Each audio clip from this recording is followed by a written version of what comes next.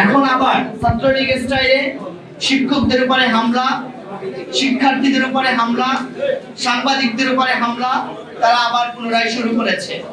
আমাদের প্রত্যাশা ছিল জুলাই সনদ বাস্তবায়নের মাধ্যমে আমরা এই সমস্ত অপসংস্কৃতি এবং ফ্যাসিবাদী সরকার কাঠামো থেকে আমরা নিষ্কৃত পাবো।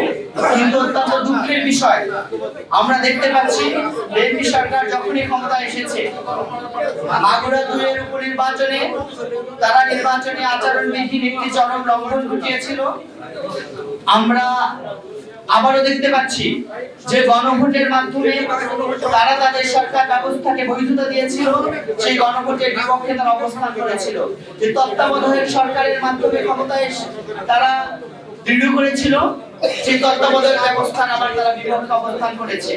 এই ধরনের দ্বিচারী আচরণে তাদের এই ধরনের বারবার জনবিরোধী সিদ্ধান্তের কারণে আমরা শিক্ষার্থী সমাজ আর শঙ্কিত। আমরা মনে করছি বাংলাদেশের যে বিরোধী দল আছে এবং বাংলাদেশের ছাত্র জনতা যদি এই জুলাই সনদ বাস্তবায়ন করতে ব্যর্থ হয়, যদি আবারও সরকার তাদের এই কৌশলে সফল হয়ে যায়, তাহলে আবারও আমরা নতুন একটি ফ্যাসিবাদী কাঠামো দেখতে পাবো, যে কাঠামোতে আমরা কখনোই মেনে নেওয়ার পক্ষে না।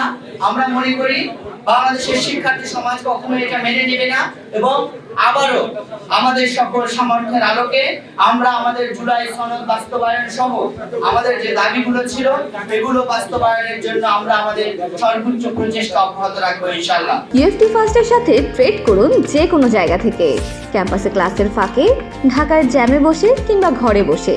ট্রেডিং এখন হাতের মুঠোয়, তাই ট্রেড করুন যখন খুশি যেখানে খুশি।